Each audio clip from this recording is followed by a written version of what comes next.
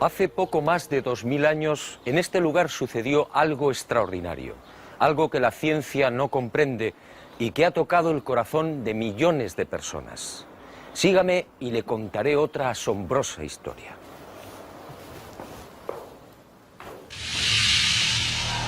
Todo empezó con el ajusticiamiento de un hombre. Fue brutalmente torturado. Fue azotado. Cargó un pesado madero hasta el lugar de ejecución. Fue clavado por las muñecas y pies y murió en la cruz. Y fue sepultado.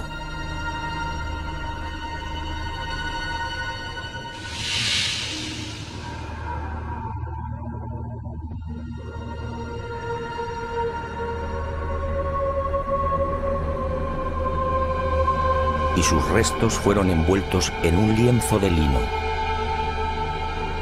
Y al poco de morir, algo singular y extraordinario acaeció en el interior de la sepultura.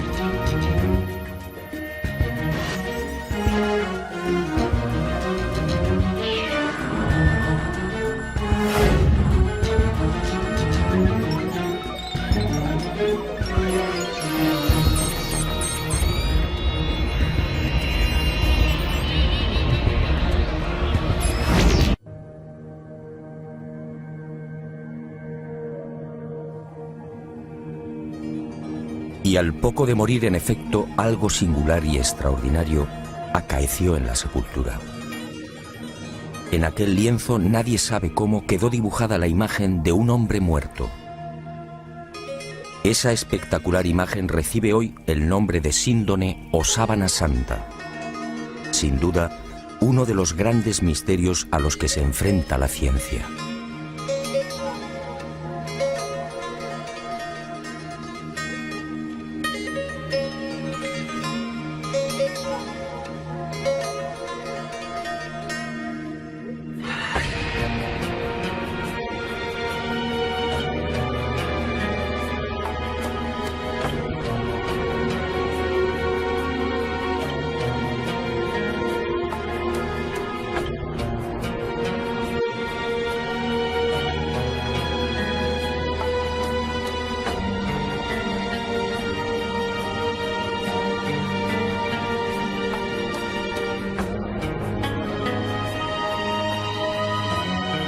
Tras aquel enigmático y trascendental suceso que los creyentes en Jesús de Nazaret identifican con la resurrección, el lienzo de lino desaparece y se ve envuelto en toda clase de leyendas y rumores.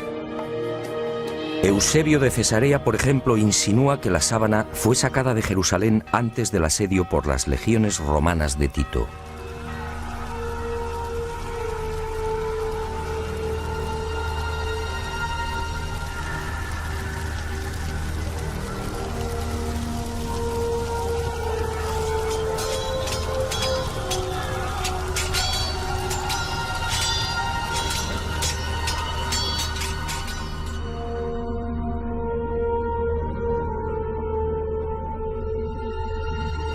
y los discípulos del Maestro pudieron ocultarla en la ciudad de Pela, al este del Jordán. Los evangelios apócrifos, en cambio, señalan otro destino y narran la historia de un rey sirio, Apgar, enfermo de lepra, que al saber de los prodigios de Jesús le ruega que lo cure. En una más que supuesta carta, Jesús responde anunciándole que una vez cumplida su misión enviará a Edesa, la actual ciudad turca de Urfa, a uno de sus discípulos para sanarle. Y la tradición asegura que Apgar, al envolverse en la sábana santa, quedó curado.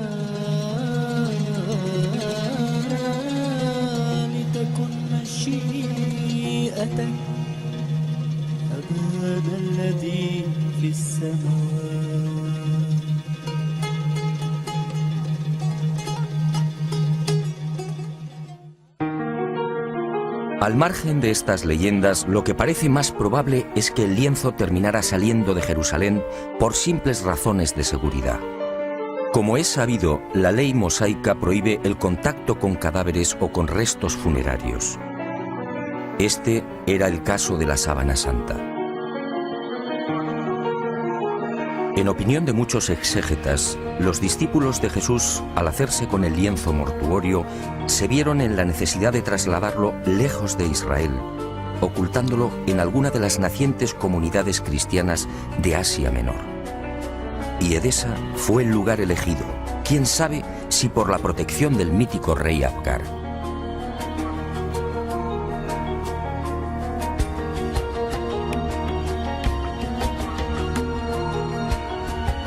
Esa misma leyenda asegura que uno de los hijos de Apgar V, al hacerse con el poder, retornó al paganismo, persiguiendo a los cristianos de Edesa. Y la sábana fue escondida en el interior de la muralla, sobre la puerta occidental. Después, durante siglos, silencio. Y en el año 525, al fin, una nueva pista. Cuentan las crónicas que en esa fecha Eulalio, obispo de Edesa, tuvo un sueño. Y en él, una mujer le señaló el lugar donde se hallaba escondida la sábana.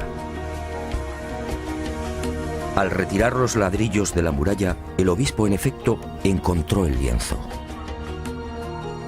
Desde entonces, la imagen del hombre muerto fue expuesta y venerada en Edesa.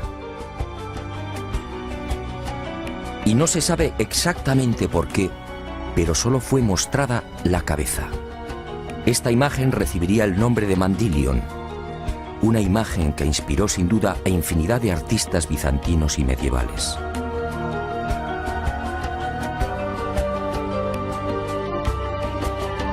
Y durante 400 años el lienzo permaneció en Edesa, pero su fama llegó hasta los confines de la cristiandad. Y en el año 944 el supersticioso emperador de Bizancio, Romano Lecapeno, tomó la decisión de apoderarse del Mandilion. Suponía que así, con la sábana en su poder, obtendría la protección divina. Y un poderoso ejército rodeó Edesa. La sagrada reliquia una vez más sería causa de muerte y sufrimiento. Finalmente, Edesa se rindió y el Mandilion entró triunfante en Constantinopla. Era el 16 de agosto del 944. Allí, en la iglesia de Santa María de Blanquernas, fue expuesta a los fieles todos los viernes.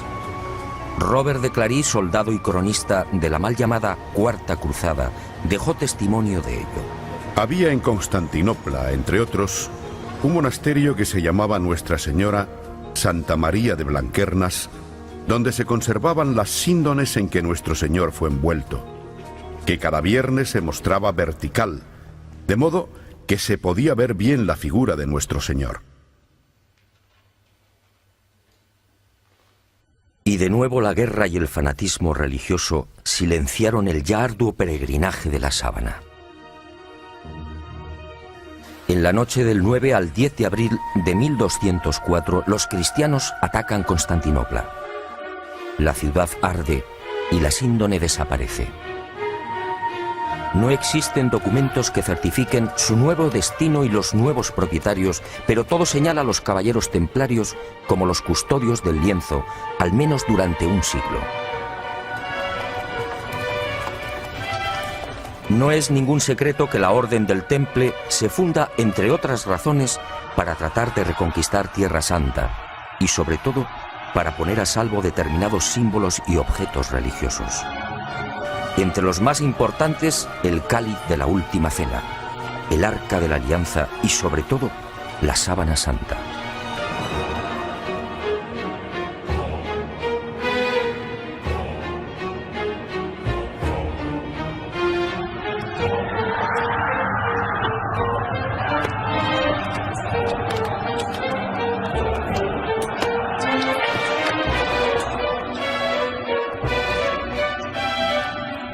Los caballeros templarios disponían de una información privilegiada y a lo largo de la conquista de los santos lugares peinaron Jerusalén y los subterráneos de la Ciudad Santa.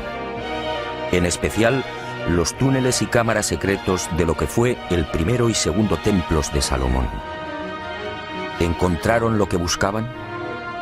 En mi opinión, nunca hallaron el Santo Grial o el Arca, pero sí la Sábana Santa.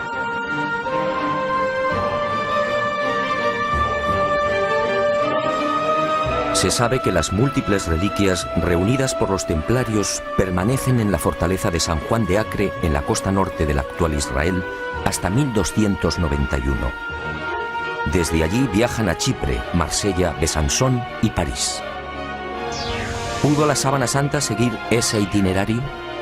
Es muy probable.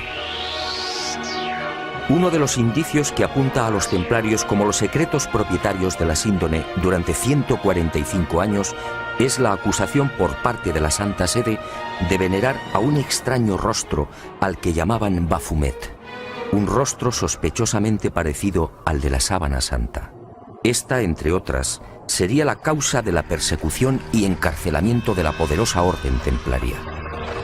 En la noche del 6 de octubre de 1307, pocas horas antes de la caída de la cúpula templaria, un carro abandona la fortaleza del Temple en las afueras de París.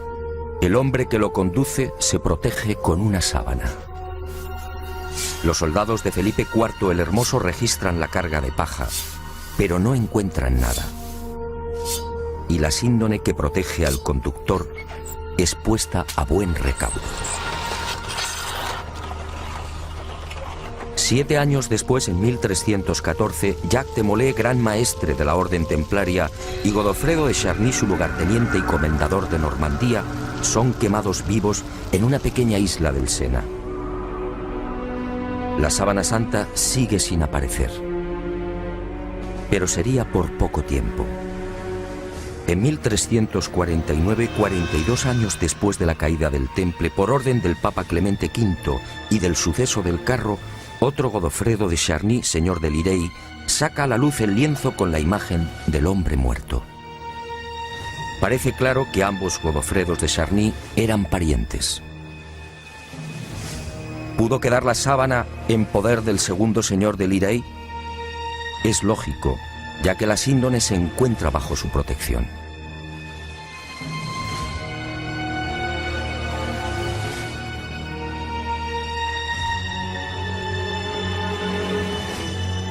Y el sagrado lienzo es expuesto de nuevo a la veneración pública. Pero el azaroso peregrinaje de la síndone no ha terminado. Unos 60 años más tarde, en 1415, Margarita de Charny, nieta de Godofredo y casada con el señor de San Hippolyte-sur-le-Duc, retira la sábana de la colegiata de Lirey. Tiene miedo a los pillajes que ha generado la Guerra de los 100 años. Y el lienzo es trasladado al castillo de San Hippolyte. Al enviudar, la pésima situación económica de Margarita le obliga a exponer la sábana, obteniendo así algunos dineros.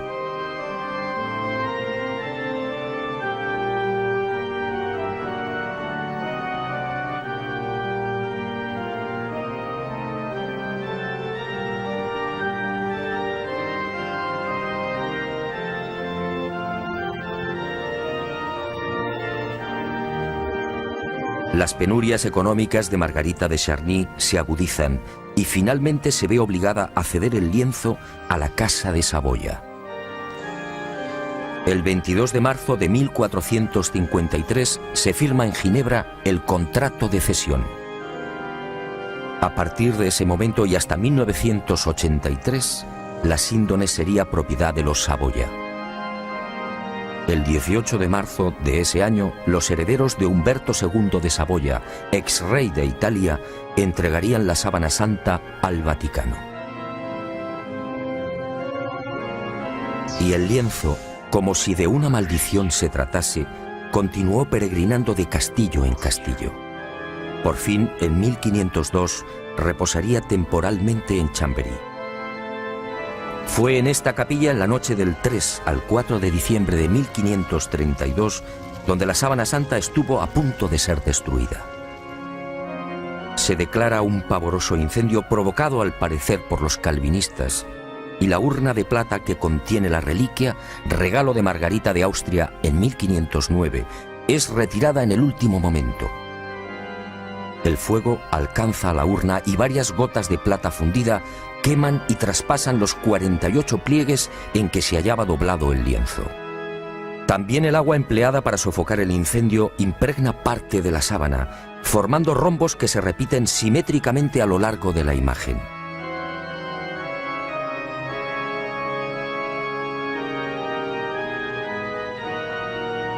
Y las monjas clarisas de Chambéry remiendan los desperfectos y cosen un forro en la parte posterior del lienzo.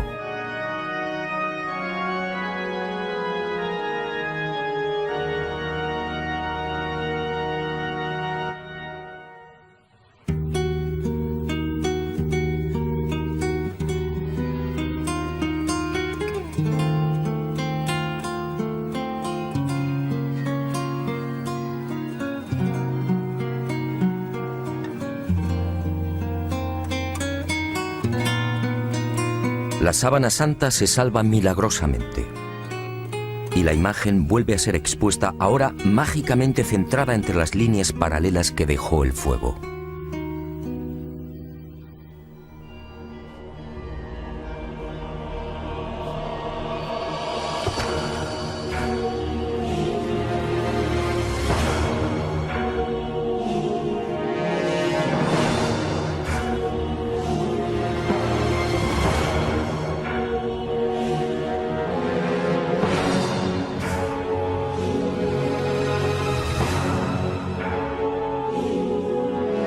Y el peregrinaje de la síndone toca a su fin.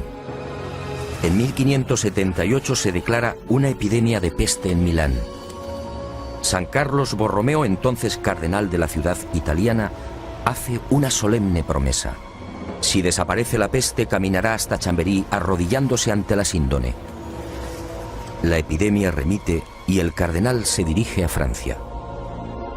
Pero la Casa de Saboya, propietaria de la reliquia, se apiada de Carlos Borromeo y para evitar que cruce los Alpes traslada la sábana santa a mitad de camino entre Milán y Chambéry. Y el 8 de octubre de ese histórico 1578, el lienzo ingresa en la Catedral de Turín. Un siglo después, en 1694, pasaría a la capilla diseñada por Guarini y allí ha permanecido hasta nuestros días.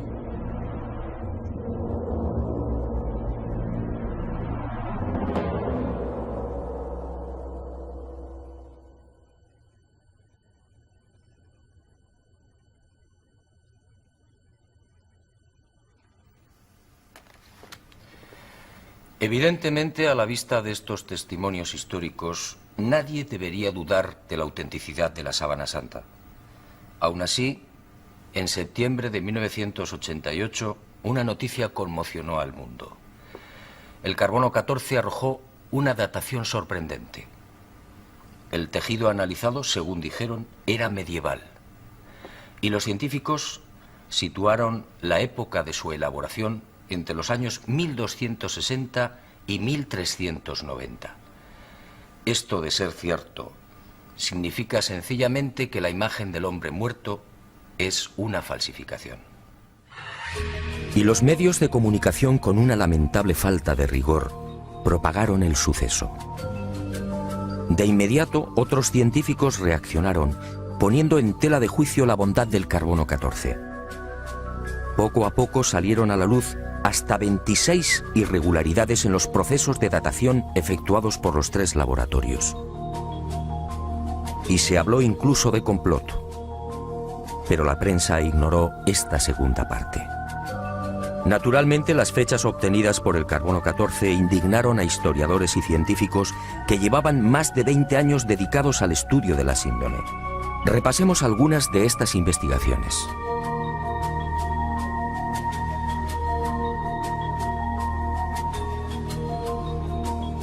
El fotógrafo turinés Secondo Pia recibe el encargo de la Casa de Saboya de tomar varias imágenes de la Sábana Santa. Son las primeras fotos de la síndone. Al revelar las enormes placas, el fotógrafo queda perplejo. Los negativos en realidad son un positivo. Y el mundo contempla por primera vez el auténtico rostro y la imagen real del hombre muerto. La síndone, por tanto, es un negativo fotográfico. ¿Había fotógrafos en los siglos XIII y XIV? Un primer grupo de expertos examina la síndone y toma muestras de los hilos de lino. Nuevas sorpresas. No hay pintura, tintes ni pigmentos. Nadie se explica la formación de la imagen. El profesor Raes del Instituto de Tecnología Textil de Gante analiza estos hilillos y descubre con el microscopio la presencia de fibras de algodón. En Europa no se tejió el algodón hasta finales del siglo XV.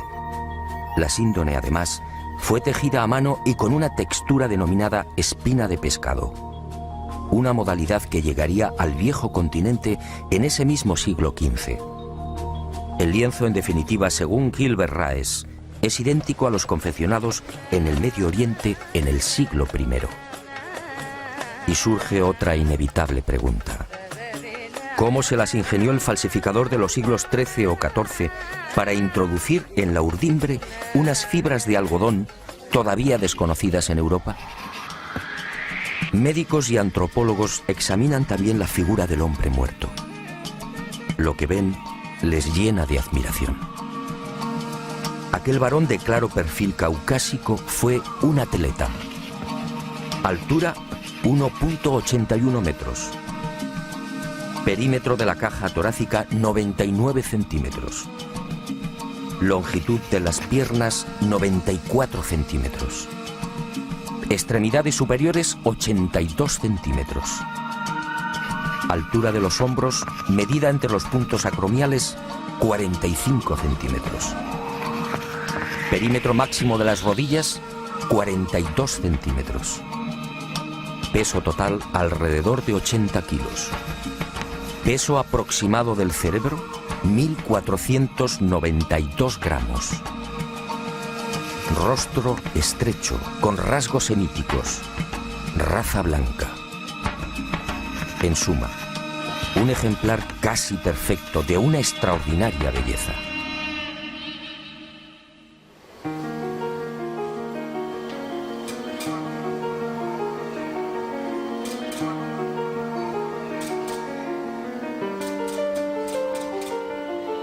Los científicos tratan de imitar la imagen de la Sábana Santa y utilizan toda clase de procedimientos.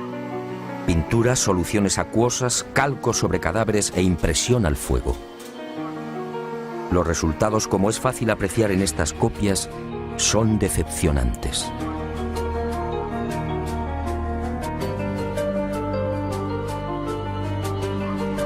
Ninguna de las imágenes obtenidas presenta la belleza, serenidad y perfección del hombre muerto. La duda sigue en el aire. ¿Cómo se las ingenió el supuesto falsificador para plasmar una figura tan precisa y delicada? Pero sigamos. Las sorpresas de los científicos apenas habían comenzado. En la noche del 23 de noviembre de 1973, Max Frey, palinólogo y experto en criminalística, tiene acceso a la Sábana Santa. Toma muestras del polvo adherido al lino y las analiza al microscopio electrónico.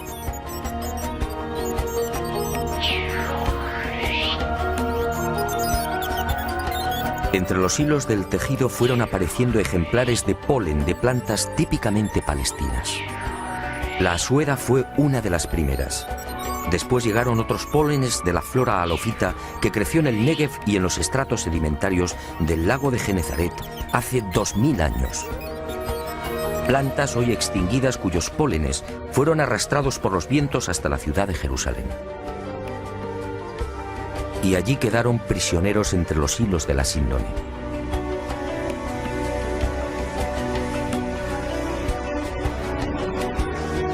Después descubrió el polen del Linum mucronatum, una planta exclusiva de Turquía, otros 9 pólenes de la región de Anatolia y 12 especies que crecen en Francia e Italia. En total 22 pólenes que certificaban el peregrinaje de la Sábana Santa por Israel, Edesa, Constantinopla, Francia e Italia. En otras palabras, lo que ya sabíamos por la historia. Y vuelvo a preguntarme, si la síndone hace 2000 años recibió el polen de plantas de Israel, ¿cómo se las arregló el falsificador de los siglos XIII o XIV para obtener un polen ya extinguido? ¿Cómo pudo seleccionarlos si el microscopio no estaba inventado?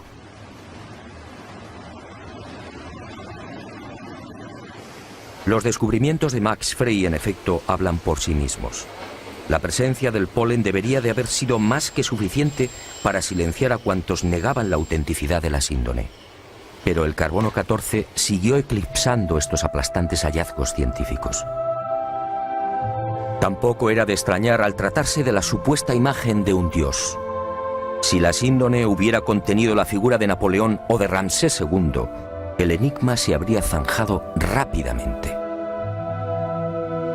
También en 1973 se llegaron a otras no menos interesantes conclusiones.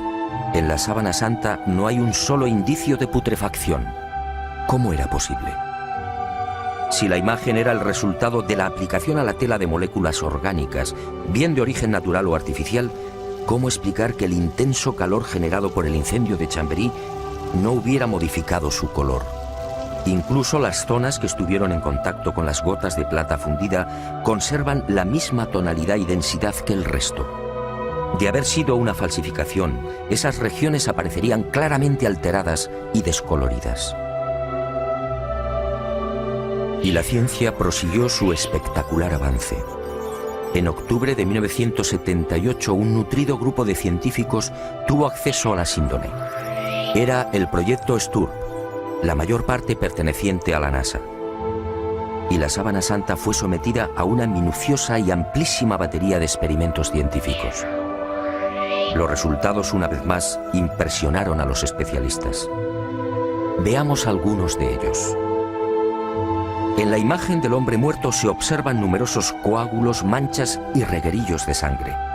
Pues bien, nadie logró explicar por qué esos coágulos aparecen intactos y con los bordes perfectamente definidos. Si aceptaban la hipótesis del robo del cadáver, dichas manchas tendrían que haber sufrido las lógicas roturas y desflecados. Al introducir un escáner entre el lienzo y el forro cosido por las monjas clarisas de Chambéry, se observó que la sangre había penetrado también en el reverso del lienzo. Aquella sangre era del grupo AB, muy común entre los judíos. Las diferentes analíticas y pruebas hematoscópicas demostraron la presencia en la imagen de sangre venosa y arterial, así como de la albúmina del suero sanguíneo. Y el veredicto del carbono 14 quedó nuevamente en ridículo. ¿Qué falsificador de los siglos XIII o XIV tenía la capacidad para aislar y distinguir el grupo AB o la sangre venosa del arterial? Como es sabido, mucho después, en el siglo XVI, el español Miguel Servet fue condenado a la hoguera por asegurar, entre otras cosas, que la sangre circulaba. Y los científicos volvieron a comprobar lo que ya se sabía: ni rastro de pintura ni de pigmentación alguna. Aquel supuesto falsificador efectivamente tuvo que ser un genio. Otra de las sorpresas llegó al explorar los hilos. En este tipo de tejido, cada hilillo está integrado por unas 200 fibras. Vistas al microscopio parecen cañas de bambú. Pues bien, De esas 200 fibras, solo 2 o 3, las más superficiales, aparecían chamuscadas. Solo 2 o 3 eran las responsables de la formación de la imagen. En un primer momento, los científicos atribuyeron el abrasamiento de las hebras superficiales a una misteriosa y desconocida radiación. Una energía intensa y brevísima. Solo así podía explicarse una imagen tan superficial. Después, al examinar las fibras con el microscopio de contraste de fases, se percataron de algo mucho más sutil. Las hebras en realidad no estaban quemadas. Las fibras habían sido deshidratadas, es decir, envejecidas y oxidadas en centésimas de segundo. En suma, se habían vuelto amarillas exactamente igual que amarillea el lino con el paso del tiempo. El resto de las fibras, sin embargo, conservaba la frescura y el color más claro, propios de un lino no envejecido artificialmente. Lo que los ojos aprecian en la síndone, por tanto, no es otra cosa que un cambio de tonalidad en las referidas fibras superficiales. Increíble, sí. La imagen del hombre muerto, según los científicos, tiene su origen en un singular mecanismo de envejecimiento. Dos de los científicos del proyecto Sturm, los entonces capitanes de las Fuerzas Aéreas norteamericanas, Jackson y Jumper, serían los descubridores de otra de las singularidades de la imagen de la sábana santa de Turín. Al detectar aquella anomalía, sus esquemas mentales se vinieron abajo definitivamente. Trabajando con las computadoras, se percataron de algo aparentemente imposible. La imagen era tridimensional. Al contrario de lo que sucede con una fotografía normal y corriente, la imagen del hombre muerto conservaba una información subterránea, solo detectable con los ordenadores. Aquella no era una imagen plana. La intensidad luminosa de cada punto era distinta y dependía de la distancia del cuerpo al lienzo. El hallazgo fue tan asombroso que los capitanes repitieron el experimento una y otra vez, utilizando incluso voluntarios envueltos en sábanas.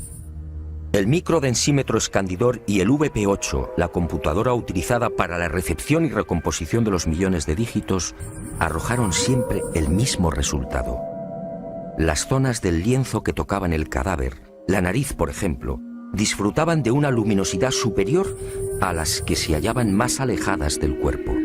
Nuevo mazazo al carbono 14. Que se sepa, solo en el siglo XX y con dificultades, fue posible la maravilla de la tridimensionalidad. En el transcurso de estos experimentos, Jackson y Jumper fueron a descubrir otro singular detalle. Al examinar las espaldas del hombre muerto, comprobaron que los músculos dorsales y deltoides aparecían extrañamente abombados. Esto llevó a los científicos a la siguiente deducción. Durante el proceso de formación de la imagen, el cadáver tuvo que permanecer inmóvil e ingrávido, es decir, en el aire. Y a Jackson y Jumper les corresponde también el descubrimiento de la primera pista de un hallazgo que me atrevo a calificar de definitivo y que fija la fecha de la aparición de la imagen. Ocurrió mientras trabajaban con la tridimensionalidad. De pronto, sobre los ojos descubrieron dos círculos. ¿Se trataba de monedas? Esa justamente era la costumbre judía en los enterramientos próximos al sábado. Los párpados del difunto eran cerrados y sobre ellos se depositaban sendas monedas. Al poco, el padre Filas, jesuita norteamericano, redondeó el descubrimiento. Sus pesquisas entre los más destacados numismáticos dieron fruto. Las letras que se leen en uno de los círculos, Ukai, eran idénticas a las que presentan los leptones, unas pequeñas monedas de bronce de 2 gramos de peso y 15 milímetros de diámetro. Unas monedas acuñadas por Poncio en la provincia romana de la Judea entre los años 29 al 32. Ukai era parte de la leyenda Tiberiu Caesaris, es decir, de Tiberio César, el emperador que gobernaba en el año 30, fecha de la muerte de Jesús de Nazaret.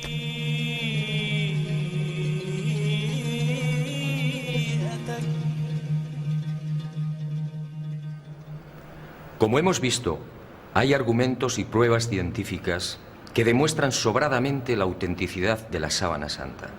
Alguien hace 2000 años, en aquel sepulcro, manipuló el tiempo e hizo desaparecer el cadáver. Una medida tan respetuosa como inteligente. ¿Imagina usted lo que habría sucedido si la humanidad hubiera conservado los huesos de Jesús de Nazaret?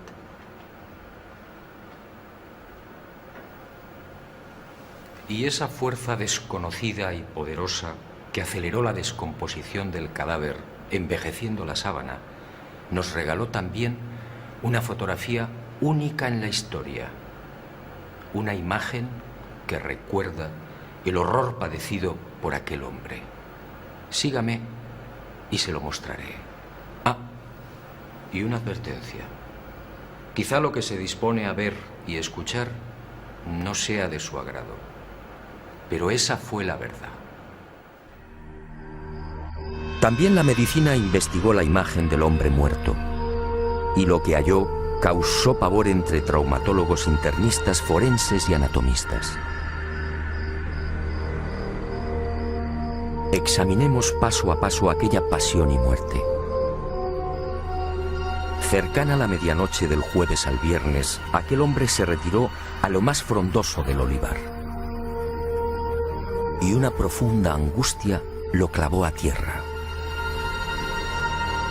El fortísimo estrés y quizá el miedo provocaron un singular fenómeno en su piel, la hematidrosis, un sudor sanguíneo que empezó a debilitarlo.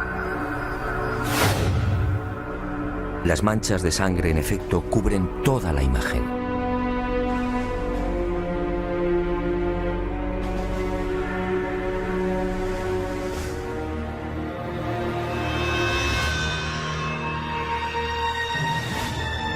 Y al estudiar el rostro, los médicos descubrieron otro detalle aterrador. Durante el interrogatorio en la casa de Anás, Jesús no recibió una bofetada como reza la tradición, sino un violento bastonazo propinado por uno de los esbirros del ex sumo sacerdote. El palo, de unos 5 centímetros de diámetro, hundió la nariz y provocó un gran hematoma en el pómulo derecho. Así quedó reflejado en la síndone.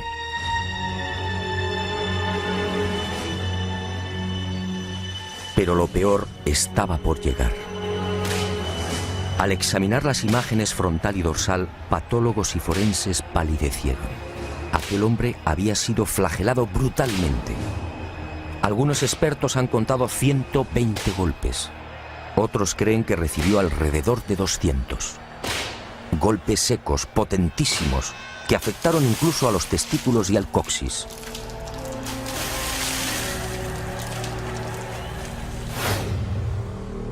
Golpes diabólicamente estudiados que no afectaron a la zona del corazón, evitando así la muerte prematura del reo.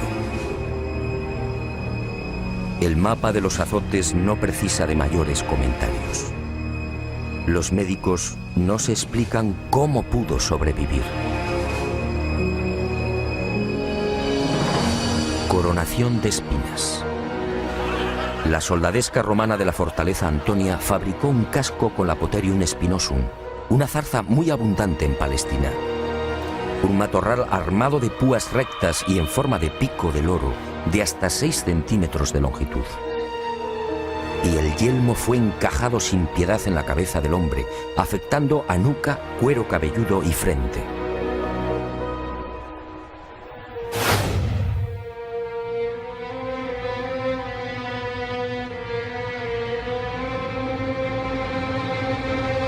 La hemorragia y el dolor fueron igualmente intensísimos.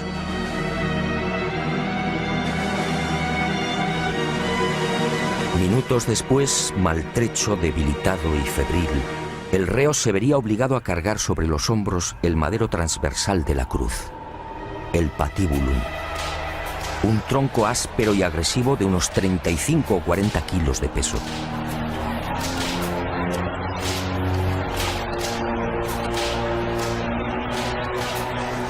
Fue amarrado con una cuerda que a su vez, tras rodear el tobillo, lo vinculó a los 2 terroristas que lo acompañaban hasta el lugar de ejecución.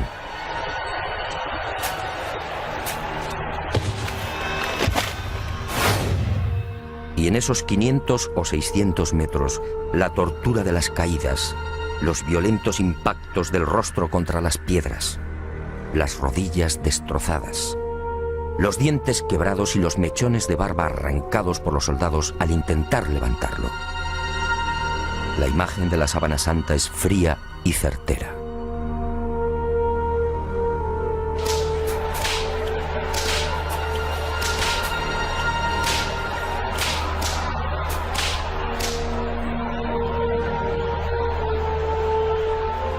Sí, algo falló. Según los médicos, el largo clavo de hierro de unos 20 o 25 centímetros utilizado para clavar una de las muñecas debió tropezar con un nudo y fue retirado y martilleado de nuevo.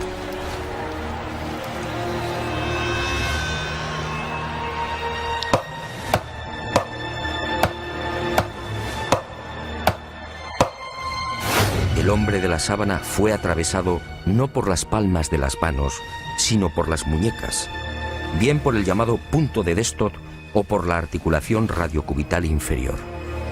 Los clavos rozaron el nervio mediano y provocaron la contracción de los dedos pulgares. Por eso no aparecen en la síndone.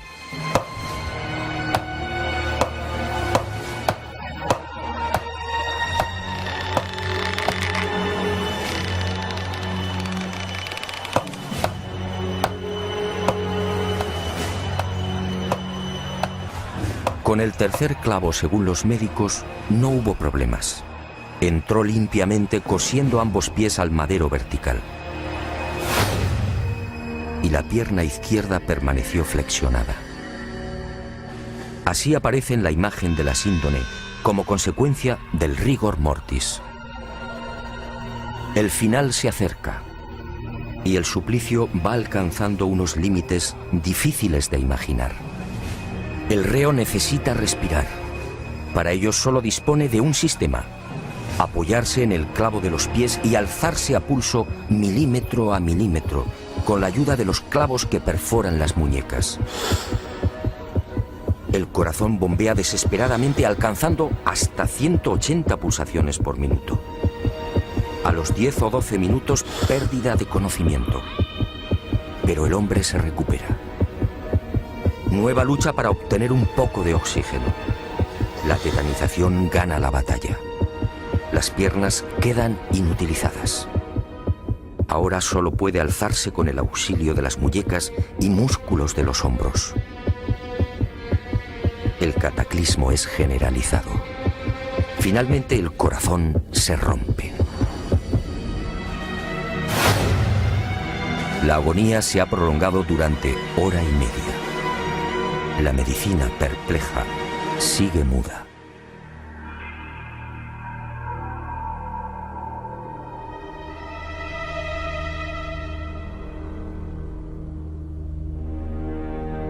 Pero el espanto y la humillación no han concluido. Uno de los soldados alancea el costado derecho del crucificado. Los médicos exploran la síndone y se muestran de acuerdo. Al recibir la lanzada, el hombre ya estaba muerto.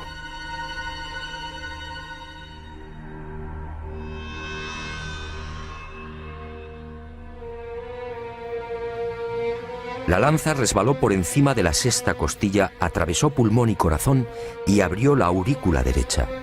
Y manó sangre y agua. Sangre de la vena cava superior. Agua o líquido seroso del pulmón. Después, en el descendimiento o en el traslado al sepulcro por efecto de la gravedad, la vena cava inferior se vació igualmente. Y ese reguero aparece también en la cintura del hombre muerto.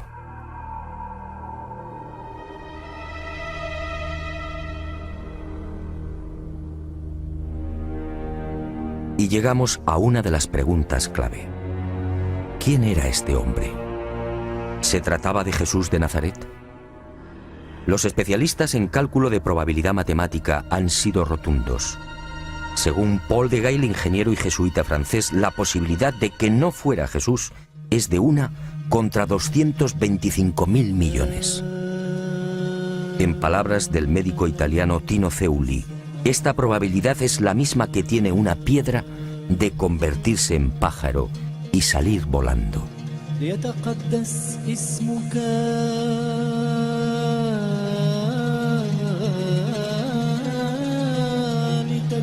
Efectivamente, esta imagen solo puede ser la del hombre que fue torturado y crucificado en Palestina hace 2000 años. Jesús de Nazaret. Y ahí surge una nueva y escalofriante posibilidad. Algún día, a no tardar, la ciencia estará en condiciones de extraer de la sangre de la sábana santa una muestra de ADN. Entonces el mundo podría asistir a la clonación de aquel hombre muerto. La clonación de Jesús de Nazaret. Decenas o cientos de cuerpos físicamente idénticos al del Maestro.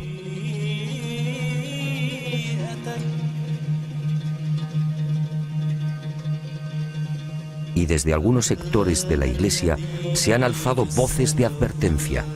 Atención, mañana el mundo podría comerciar con el cuerpo del Galileo. ¿Será esa la razón por la que algunos tratan de destruir la sábana santa o de reducirla a una falsificación de la Edad Media?